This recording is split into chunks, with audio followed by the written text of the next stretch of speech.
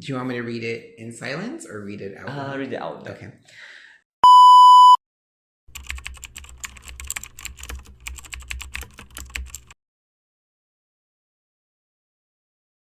Okay, Assalamualaikum. Sir, my name is Akif Said. I am a USMI student. So I would like to do some interview with you. So first of all, can I know your names? Sure. My name is Daniel Hurtado. Or Daniel Tala. So can I know that how long you have been here in Malaysia? I've been living here for just about 10 years. 10 years. Oh, that's quite a lot of 10 years. So can you tell us the story how you what you makes you want to stay in Malaysia longer? Okay. So before I moved here for work, I had learned about Malaysia a long time ago at university, back in California, which is where I'm from. I'm from California in the U.S. And some of my friends that I met there were from Malaysia. There were Malay students that were studying at my university, and that's how I learned about Malaysia. And then I had visited Malaysia a few times after that, and I really fell in love with the country and the people. And I thought, oh, this might be a nice place to teach English. But the reason that I first came to Malaysia was because of my friends that I met at university. But the reason I stayed is probably for many reasons, but I would say the top ones would be I really like the climate. I like warm or hot weather. So the weather really suits me. California is also very warm and hot, so this is nice for me. Also, as a Muslim, it's easy to practice my religion here. So it's another reason why I enjoyed being in Malaysia. And there's a bigger Muslim population here than back in California. And also I really love the food. And that's a big part of it too. So you said you are from California, right? That's right. Oh, so you're California. So back at California, so you said that there is not a lot of Muslim there. Oh, so that's why the reasons you come to Malaysia because there is a lot of Muslim practice here. Right? Yeah, it makes it easier. It makes it easier. For example, like in the U.S., the population I think the Muslim population is very, very small. Maybe like 1% of the population is Muslim. So things like when, for example, in Malaysia, when it's Ramadan or Eid, it's like it's a lot of people practicing, right, fasting or celebrating Ramadan together, which I never experienced before back in California because it's so small. Also, like hearing the call to prayer, the first time I came here was like, wow, because I had never experienced that in California.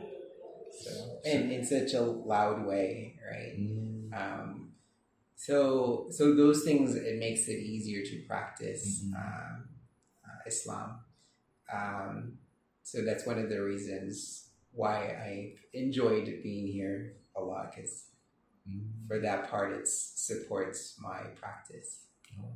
Can you tell a story about how you convert to Islam? Whether you from your parents or you search for it? I searched for it. My growing up, I was raised as a Catholic, as a Christian. With me, like I'm Latino, so a lot of Latinos in the U.S. Are Catholic. So it's Catholic religion, Catholicism, and being Latino is almost very much the same. similar to maybe Malay and being Muslim, right? So I was raised Catholic, but when I went to university, it was the first time I met um, people who were not Catholic or Christian, and I was introduced to different religions when I was at university through people that I met, and then I started to question like, is being a Christian something that I chose, that I want to practice, or is it because of my parents? And so I started to study other religion other than my own, but like Islam and Judaism. And then I took classes, a couple of classes at university, one on Judaism, one on Islam, and then I decided, I knew I wanted to practice a religion that had one God, and for me, Islam was the closest that I felt connected to. So that's how it happened. And then later, like maybe 2 years later, 1 year later, I met students from Malaysia. At that time, this is before the internet. So if you wanted to study about Islam, for example, you had to go to a library or a bookstore, or in this example, go to the mosque to read about Islam, or ask people for guidance, because I couldn't search for answers on the internet. The internet was very, very young at that time, not a lot of information. So at that time, I didn't know much about Malaysia, and I didn't know that there were a lot of Muslims in Malaysia. So I was surprised when I met Malay students that were Muslim, because I didn't know. And I met them before I knew they were Muslim. And it wasn't until I went to the mosque and I saw them there during Friday prayer at my university that I was surprised. Like, what? You're Muslim? So yeah, that's how that happened. So the faith you're meeting with the Malaysian student want you feel you want to come to the Malaysia, right? Yeah, because we were, like I said, I met them through my university program before I knew they were Muslim, because I would see them in class, and then we would be like talking all the time, and so we became friends before I knew they were Muslim. And then when I met them at the mosque, I was surprised, like, oh, I'm Muslim too, like, because I didn't know they were Muslim. So that was nice, because we were friends, and then we were still friends obviously after that, because we were both Muslim. And then through them I learned about Malaysia, and then they had like a Malay group of students at my university that would do festivals or prepare food to share about their culture. And then I was really interested in learning more about Malaysian culture and Malay culture in particular, and that's how it happened. And then they were like, "Hey, come visit Malaysia," and so that's how it happened. Oh, so that's what you really want to go to Malaysia, and you stayed here for 10 years. Yeah, because by the time I decided I wanted to, like, oh, this is a good place to teach English and live and work here, I had already visited Malaysia before. So making that decision wasn't so difficult, because I was already familiar with Malaysia, and I had visited many places in Malaysia before. And I also have friends here from my university days many, many years ago. So it always felt like a second home here. Yeah, I see. So what's your favorite food in Malaysia? Oh, well, I love most food. My favorite food in Malaysia. I love nasi dagang. Nasi dagang. From Terengganu. Terengganu. So you have been to Terengganu, right? Yeah, I taught English there first for 3 years before I moved to KL. So I actually first started when I first moved to Malaysia 10 years ago. I was living in Terengganu, and then that was the first time I tried nasi dagang.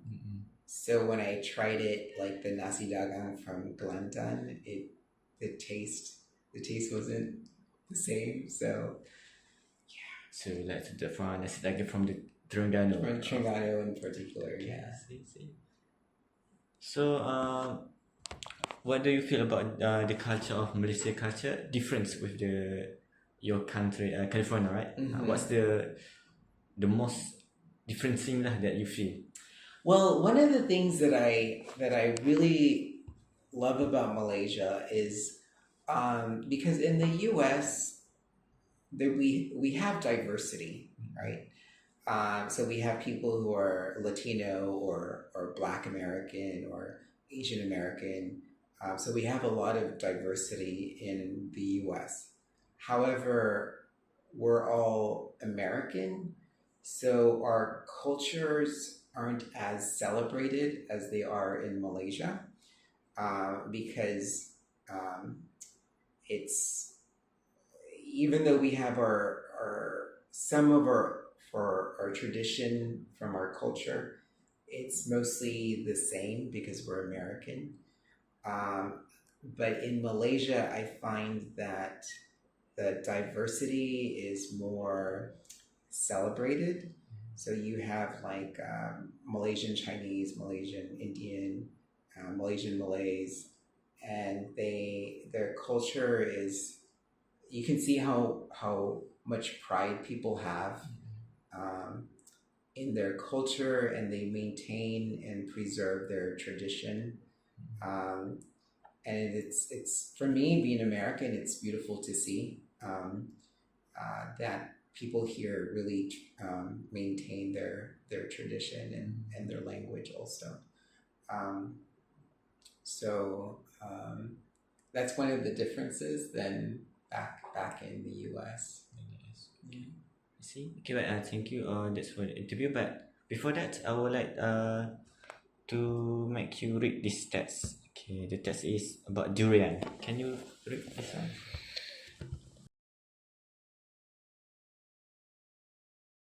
Durian is famously known as the king of fruits in Malaysia and holds a special place in the hearts of many. It is easily recognized by its large oval shape and thick, spiky outer shell, which serves as a natural protective layer. Despite its intimidating appearance, inside lies the soft, creamy flesh that is rich in flavor and has a custard-like texture. The color of the flesh can vary from pale yellow to deep orange, depending on the variety. Durian is called the king of fruits for several reasons. First, its unique and powerful aroma sets it apart from any other fruit. While some may find the smell strong, many appreciate its distinctiveness. Second, its rich, complex flavors, which range from sweet to slightly bitter, make it a delicacy that is hard to replicate. Third, durian is packed with nutrients, including vitamins, minerals, and healthy fats, making it both delicious and nourishing. Finally, its cultural significance in countries like Malaysia, Thailand, and Indonesia elevates it to a symbol of pride and tradition. There are many types of durian, each with its own unique taste and characteristics. Popular varieties include Musang King, known for its buttery texture and bittersweet flavor, D24, which has a milder, creamier taste, Blackthorn, prized for its rich, sweet flavor, and Red Prawn, which has a sweetish orange flesh and slightly sweeter taste. These varieties cater to different preferences, from sweet and mild to rich and slightly bitter. Eating durian is more than just enjoying a fruit. It's a cultural experience. Families and friends often gather to share and savor this delicacy, making it a social event. Whether you're trying it for the first time or you're a longtime fan, durian is a fruit that leaves a lasting impression. And I love durian, by the way. Oh yes. And 24 is my favorite. Oh, okay. Thank you so much. So